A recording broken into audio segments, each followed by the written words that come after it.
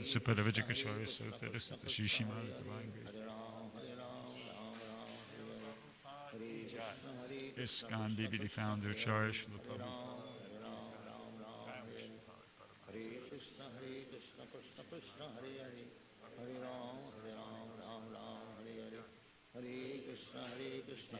Namacharya Srila Haridas Thakur Ki Jai.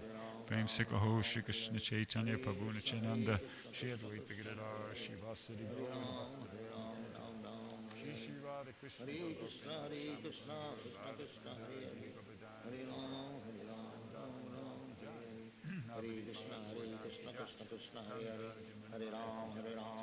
Devi Maharani Ki Jai. Samaveda Bhakta Brinda Ki Jai. Harinam Sankirtan Ki Jai. Briha Madanga Ki Jai. All glories to the assembled devotees. All glories to the assembled devotees. All glories to the assembled devotees. All glories to Sri Sri Gurung Garanga. All glories to Srila Prabhupada. Om Namo Bhagavate Vasudevaya. Om Namo Bhagavate Vasudevaya. Om Namo Bhagavate Vasudevaya. So we're reading from Srimad Bhagavatam, Canto 3, Chapter 7, Text 18.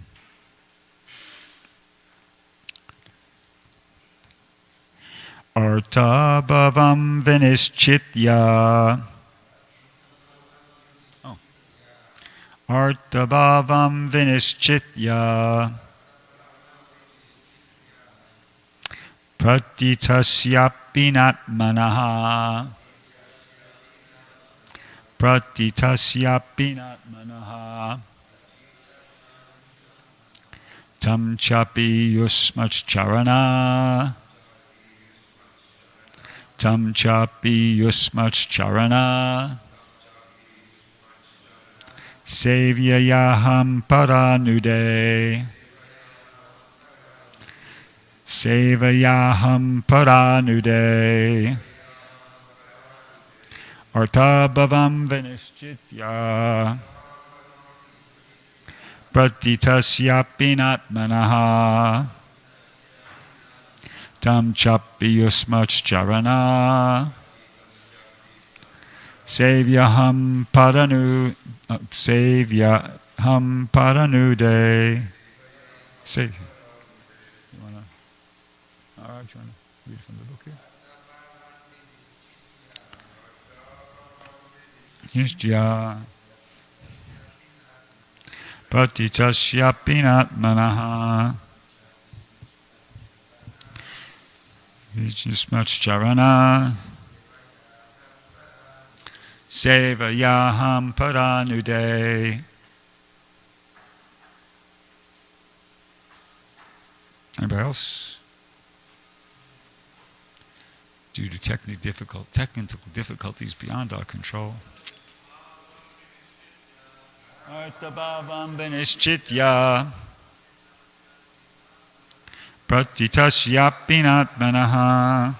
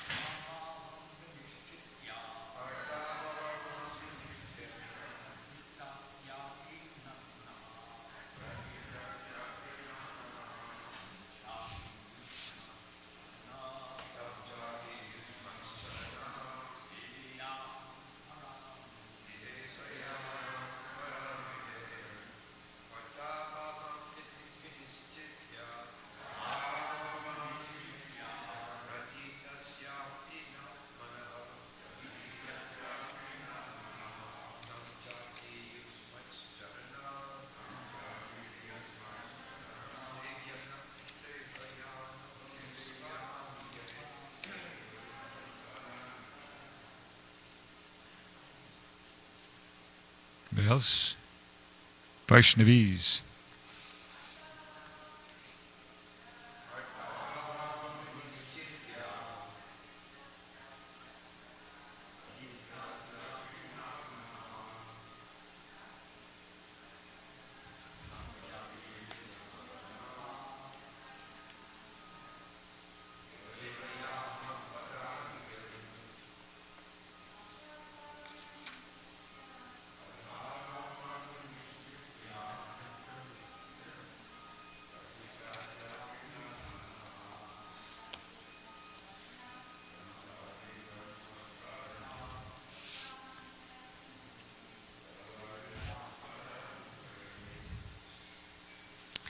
Okay. Artha abhavam, without substance. Vinischitya, being ascertained. Pratitasya, of the apparent values. Api, also. Na, never. Atmanaha, of the self. Tam, that. Cha, also. Api, thus. Yusmat, your. Charanat, feet. Sevaya, by service. Aham, myself. Para nude, shall be able to give up. Translation and purport by His Divine Grace, A.C. Bhaktivedanta Swami, Srila Prabhupada. But, my dear sir, I am obliged to you because now I can understand that this material manifestation is without substance, although it appears real. I am confident that by serving your feet, it will be possible for me to give up the false idea. Purport. The sufferings of the conditioned soul are superficial and have no intrinsic value, like the cutting off of one's head in a dream. Yet, although this statement is theoretically very true, it is very difficult for the common man or the neophyte on the transcendental path to realize practically. However, by serving the feet of great personalities like Maitreya Muni, and by constantly associating with them, one is enabled to give up the false idea that the soul suffers from material pangs. Om Gyanatimadam Dasya Jananjana Shalakaya Chakshuram Militam Yena Tasmai Shri Gurave Namaha Shri Chaitanya Manobishtam Stapitam Yena Bhutale Swayamrupa Kadamayam Dadati Swaparantikam. So this is Vidura speaking, and he's speaking to Maitreya. And in the translation and the purport, a couple things are identified. Prabhupada identifies a problem, and he also presents a solution. The problem is the suffering of the conditioned soul. That's what's being referred to here, talked about. And in the purport, right towards the end, Prabhupada makes the point that it's a false idea. He says, the false idea that the soul suffers from material pangs. It's like a dream. So we've heard a lot about that. You know, we all hear a lot about the suffering of the Adhyatma, Gadibhota, Gadidhavik, etc. And we've also heard about this idea, how it's ultimately like a dream. So I'm going to focus on the solution in this class, the solution to this problem of the sufferings of the conditioned soul, which are due to this false idea that the soul suffers material pangs. And Prabhupada explains that in the last sentence of the purport. The solution to the whole problem of the suffering of the conditioned soul and getting out of the dream of this experience is serving the feet of great personalities like Maitreya and constantly associating with them. That's a very, very important point in devotional service, in advancing in spiritual life. This understanding that we have to serve the feet of great transcendentalists and constantly associate with them. And I'll start off with, and I'm going to give various Vedic references to support these points from the Srimad Bhagavatam. So why is it that by serving these great transcendentalists and associating with them that enables one to become free from this problem? Well, it lies in the understanding the relationship between great advanced devotees and Krishna. In the 9th canto of the Srimad Bhagavatam, 4th chapter, text 68, Krishna is speaking and he says, Sadhavo Hridayam Mayam, Sadhunam Hridayam Tuaham, Mad Anyat Te Najanati, Naham Tebyo Manag Api. The pure devotee is always within the core of my heart, and I am always in the heart of my pure devotee. My devotees do not know anything else but me, and I do not know anyone else but them. In other words, it's a very intimate relationship between Krishna and the pure devotee. That's Srimad Bhagavatam, 9th canto, chapter 4, text 68. So, it's like Prabhupada once referred to it in lectures, a thick and thin relationship, loving relationship. So because of that, the pure devotees are very much empowered by Krishna. And so much so that Krishna, in the 11th canto of the Srimad Bhagavatam, Krishna makes this statement. He says, here it is. He says, Mad Bhakta Pujayadika. That's Srimad Bhagavatam, 11th canto, chapter 19, text 21. The translation for that is, engaging in the service of my devotee is better than trying to engage in my devotional service. And Prabhupada, on occasion, gave the example of if you want to get in the good books of some very big and important person, if he happens to be walking his dog, first you pay attention to the dog. You pat the dog, and you say something nice about the dog. And in this way, this big important person will be pleased, like that. So it's something like that. Krishna is very pleased. Krishna loves his devotees, his pure devotees, and he's very pleased when he sees that they're being taken seriously and treated properly. So that gives him more pleasure than if somebody's trying to take him seriously and treat him properly. So much so. Okay, so throughout the... So that's the basis of it, and throughout the Bhagavatam, there are different statements where the importance of the value and the importance of getting the association of a devotee are emphasized. The first one is first canto, chapter 18, text 13, and I can't remember who. Oh yeah, wait. It's the sages of Naimisharanya, and they're speaking to Sutta Goswami, and they say, the value of a moment's association with the devotee of the Lord cannot even be compared to the attainment of heavenly planets or liberation from matter. And what to speak of worldly benedictions in the form of material prosperity, which are for those who are meant for death. So the value of just a moment's association with the devotee is more valuable than all those things. That's, once again, that was the sages of Naimisharanya speaking to Sutta Goswami. And then in the third canto, chapter 25 of the Bhagavatam, text 20, there's this famous verse appears, which these are all verses that Prabhupada quoted on occasion, sometimes frequently. Prasangam ajaram pasam atmana kavayo vidu saeva sadushu krito moksha dvaram apavritam. Every learned man knows very well that attachment for the material is the greatest entanglement of the spirit soul. But that same attachment, when applied to self-realized devotees, opens the door of liberation. And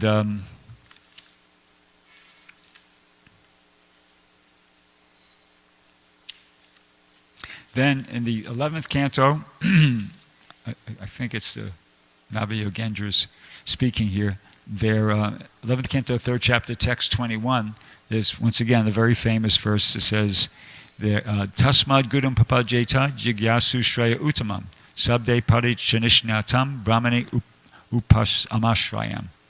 Therefore, any person who seriously desires real happiness must seek a bona fide spiritual master and take shelter of him by initiation. And then it goes on to describe the qualities, the qualifications of a bona fide spiritual master. I'll read it. The qualification of a bona fide guru is that he has realized the conclusions of the scriptures by deliberation and is able to convince others of these conclusions. Such great personalities who have taken shelter of the Supreme Godhead, leaving aside all material considerations, should be understood to be bona fide spiritual masters. And the most extreme statements, there's two statements that are particularly extreme, and they're found, one is spoken by Jud Bharat in the 5th canto of the Srimad Bhagavatam, and the other appears in the 7th canto. It's spoken by Prahlad Maharaj. They both basically say the same thing, and what that is this. This is in the Maharaj. Jud Bharat says to King Rahugana, "My dear King Rahugana, unless one has the opportunity to smear his entire body with the dust of the lotus feet of great devotees, one cannot realize the absolute truth." And then he goes on and he describes different processes by which people try to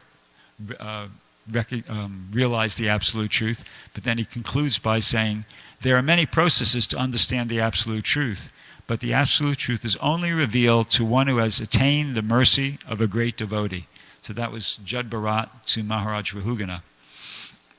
And then in the, once again, the 7th canto, Prahlad Maharaj says, basic same thing, unless they smear upon their bodies the dust of the lotus feet of a Vaishnav, completely freed from material contaminations, they cannot be attached to the lotus feet of the Lord. So that's, pretty extreme. Emphasizing, giving great emphasis to the importance of taking shelter of the pure devotee. And here in the purport, Prabhupada uses the words by serving, by serving the great transcendentalists like Maitreya Muni. And this was also Prahlad Maharaj's conclusion when he was offered benedictions by Lord Nrsingadev. One of the things he said in response is, my dear Lord, O Supreme Personality of Godhead, because of my association with material desires one after the other, I was gradually falling into a blind well full of snakes, following the general populace. But your servant Narada Muni kindly accepted me as his disciple and instructed me how to achieve this transcendental position. And here the point that I was referring to comes. Therefore, my first duty is to serve him. How could I leave his service? So that's, Prahlad Maharaj had that realization that, upon coming in contact with the bona fide spiritual master, in his case Narada Muni, and receiving so much transcendental knowledge and experiencing the benefit of receiving that transcendental knowledge and applying it in his life, he felt that his first duty was to serve him. He couldn't conceive of how he could give up the service of his spiritual master. So of course there's an instruction there for us, and we should feel the same way. We should feel very obliged and very indebted to our spiritual master for giving us, this transcendental knowledge and engagement in devotional service. And we should feel like Prahlad Maharaj here, that our duty is to serve our spiritual master. And we should also feel, how can we leave the service of our spiritual master?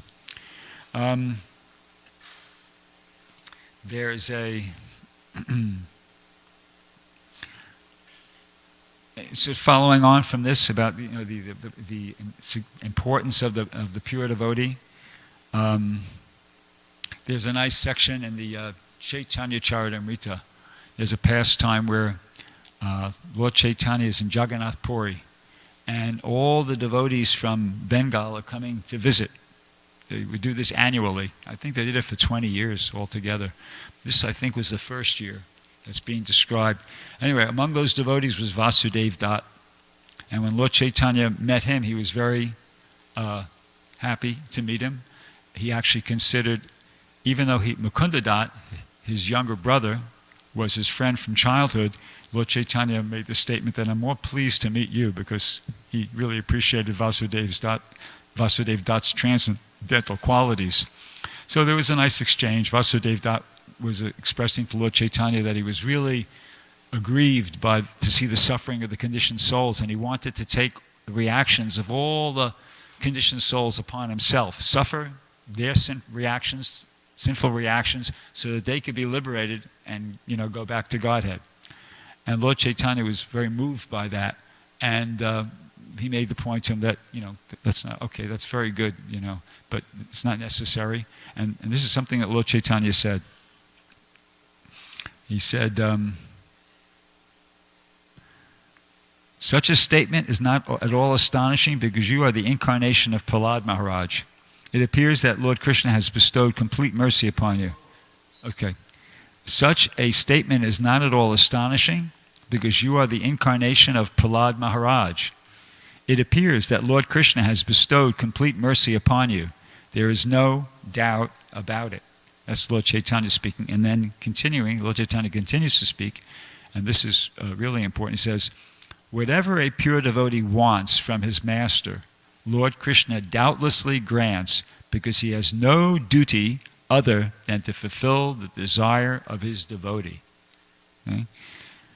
He goes on, if you desire the deliverance of all the living entities within the universe, then all of them can be delivered even without your undergoing the tribulations of sinful activity. So this is a very important point here.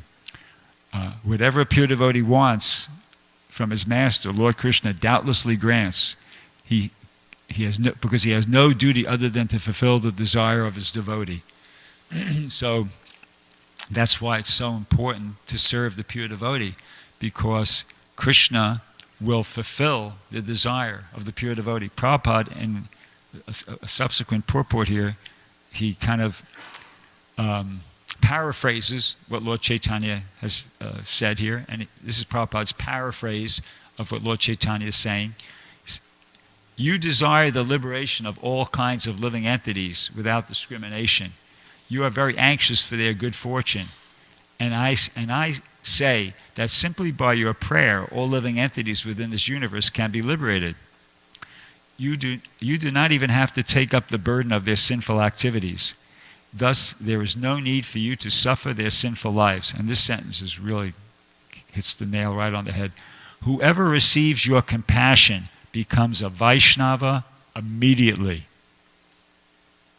That's Prabhupada paraphrasing Lord Chaitanya, and this is Lord Chaitanya saying, whoever receives your compassion becomes a Vaishnava immediately. In other words, whoever receives the compassion of a pure devotee becomes a Vaishnava immediately. And then Prabhupada goes on to say, in the voice of Lord Chaitanya, and Krishna delivers all Vaishnavas from reactions to their past sinful activities.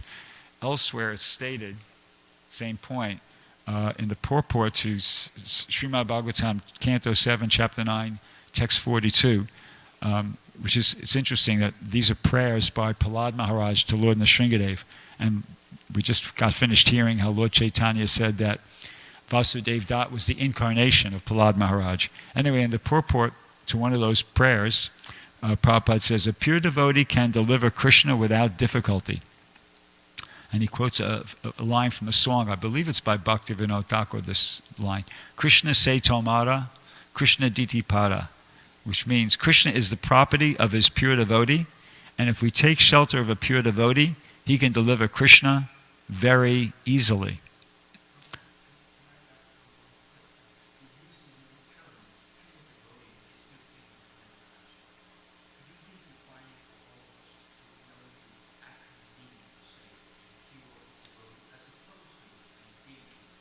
Yeah, well, I'll just give you Rupa Goswami's definition. Anyabilasata sunyam jnana karmadi anavritam anukul yena krishna anushilanam bhakti rutam. A pure devotee doesn't have any desire, material desire for fruitive activities or mystic powers or speculative knowledge. He's only interested in engaging in activities that are Krishna anushilam, pleasing to Krishna, and he's not considering getting any kind of material benefit from performing those activities. So that's the definition of pure devotee. Yeah, sure. So, getting back to our purport here. Right, so yeah. So whoever receives the compassion of a pure devotee becomes a Vaishnava immediately. So, and then one further sentence from a purport a little bit further on. Prabhupada says, simply by the desire of a devotee, a conditioned soul can attain liberation and transcend the results of karma. Now here's a big sentence. It says, since everyone can be liberated in this way, one may conclude that it is according to the sweet will of the devotee, whether the material world exists or does not exist. See? I'm reading this just to give us an idea of the importance, the significance of the pure devotee, that Krishna is obliged. If the pure devotee decides to take compassion upon somebody, that person becomes liberated, right?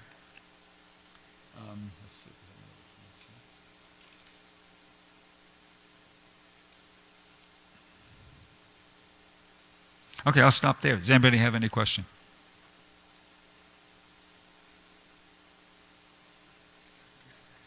Okay. Question, yeah.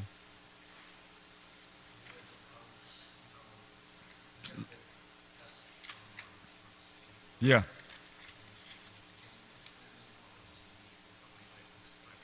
Well, okay, in both those things that I quoted, but the statement by Jud Bharat and the statement by Prahlad Maharaj, they did specifically say the dust of the lotus feet, but that can be taken literally. That can be taken literally, and devotees did take that literally during, when Prabhupada was here. If possible, they tried to get the dust of his lotus feet. But in the second canto of the Srimad Bhagavatam, Prabhupada does say that lotus feet indicate service. Lotus feet indicate service. So in other words, it could also be taken figuratively. And in other words, if somebody becomes very attached to the service of the spiritual master, that's also can be considered taking the dust of the lotus feet of the spiritual master. So that's another way in which, is that correct? That's another way in which that can be understood. Yeah. Amalak Maharaj? I have to remember it. I forgot it. Oh, sorry. I'll come back. Okay, in the meantime, Satchidanoi.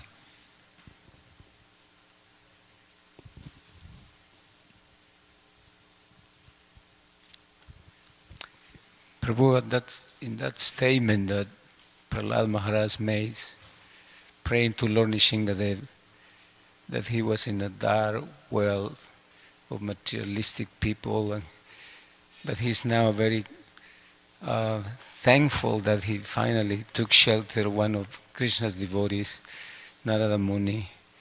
Therefore, he's saying that he wants to take that as his prime duty to always serve him and never leave his lotus feet.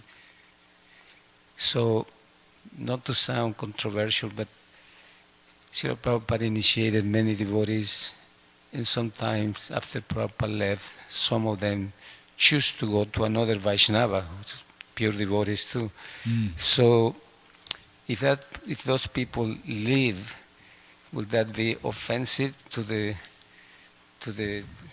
mission that the Guru had in his institution, like ISKCON? But they just choose to go somewhere else. And they might say, well, a Guru is one. So I haven't left, actually. In fact, they worship him too in a different way. But they're not working for the institution. What would you say to that? Well, a lot of devotees stayed. There's a lot of devotees have stayed. A lot of devotees what? Have stayed with ISKCON. I'm saying about the ones who left. What would be the position of that person who chooses to leave the mission? Good, Archita. You could answer that. Archita's going to answer that.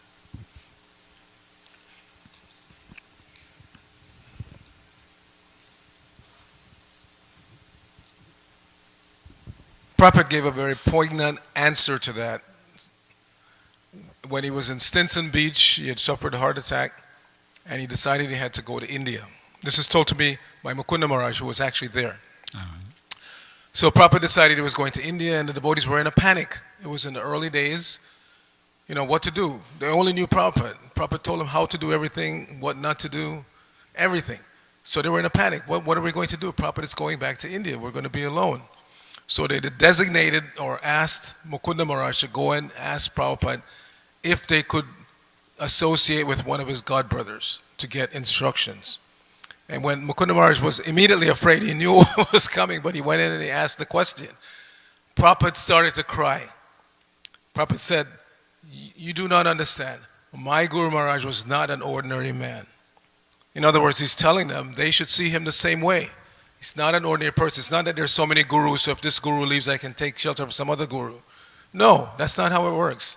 If you give your heart to the spiritual master, then you serve in separation. And as far as this organization goes, Prabhupada made it clear. I've created this International Society for Krishna Consciousness. Work together. Yes, there will be problems. Work it out. Where can you go where there will be no problems? You show me one spiritual organization that had no problems. So to go to some other spiritual organization is not the solution. You're going to run into problems everywhere you go. As I said in my Vyasa Puja little talk, we're in the material world. You don't have to look for problems. Problems will jump up and bite you. They're out there. Everywhere you go, there are problems. So what is the solution? Solution is, as you were saying throughout your class, take shelter of the pure devotee. And if you've taken that shelter of a pure devotee, then you don't have to go around looking for another pure devotee to take shelter of. Yes, you can learn from anyone, even those who are not on the path. But once you've taken shelter, given your heart to a spiritual master, there's no question of moving on and taking shelter of some other spiritual master. There is no question. Prabhupada has a word for that. There's that devotee in Chaitanya Lila, not an important person, but anyway, he was trying to criticize, not directly, but Sridhar Swami. My commentary is better than Sridhar Swami's. And then that famous statement that if you don't take shelter of your Swami, then you're a prostitute. So once you've taken shelter of your Swami, your master, your spiritual master, there's no question of taking shelter anywhere else. So anybody who did that, they're unfaithful. Bottom line, they're unfaithful. They didn't understand the connection to Prabhupada. Prabhupada said, my spiritual master was not an ordinary person. So similarly, we have to see him that way. Not an ordinary connection. You can't just fill the role by somebody else. It doesn't work like that. Wow, thank you. Great answer. Thank you. Did you remember your question yet? Yep. Okay. Mm-hmm. Actually, that's a very good point that Archita just made. It means that when you form a relationship with a spiritual master who is a pure devotee, that it should be taken very seriously. It should be taken and expressed sincerely. It should be done with the love of one's heart, not just another person, like a person coming from outside and sitting down. Not that. He's a person who has gone through a lot of disciplines, a lot of spiritual austerities, a lot of loving sentiments, so many holy days, on and on. The important point is this, is that in pure devotees, there are different levels of purity. There are some who are very deeply committed, so deeply that they don't ever want to, even for a second, be separated from their spiritual master. And then there are some who have virtually no commitment, no dedication, no devotion, just there, for the ride, as we say, and not really getting as much, because the sincerity, the desire, the eagerness to please that person and to appreciate what that person is giving you is not there. So, as one grows, as one becomes more developed, more dedicated to that spiritual master, then his purity becomes greater and greater and greater, and he wants to stay closer. But in closeness doesn't mean physical necessarily, it means in the form of service. So through loving devotional service, one grows very close to that spiritual master. And Krishna sees all that and blesses that devotee. And that blessing comes in the form of peacefulness, blissfulness, upliftedness, understanding, so many things.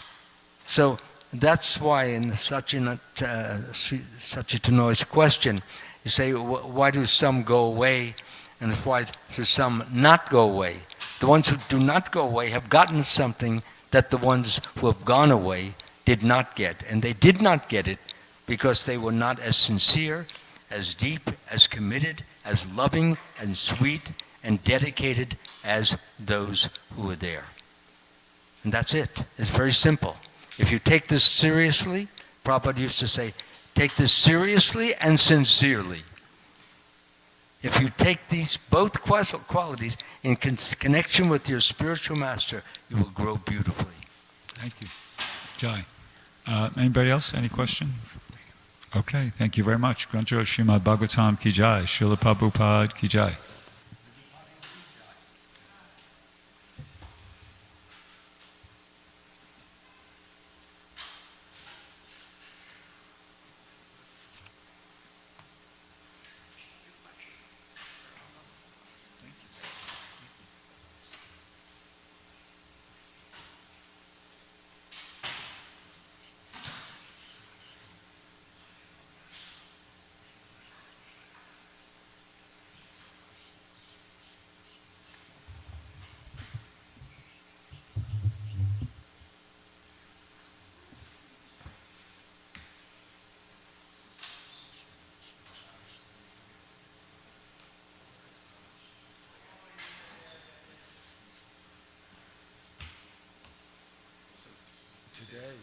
big day. As he said, he's going to be back by about like 3 o'clock. You should, at 3 o'clock or so, go down there and he's going to all he does is he brings all the books and he just takes it off the pallet and that's it. So then from the pallet, you have to put them in the right places. Okay? So, I think you could do it. It's not that, as he said, all the titles are there. So you just have to match the titles.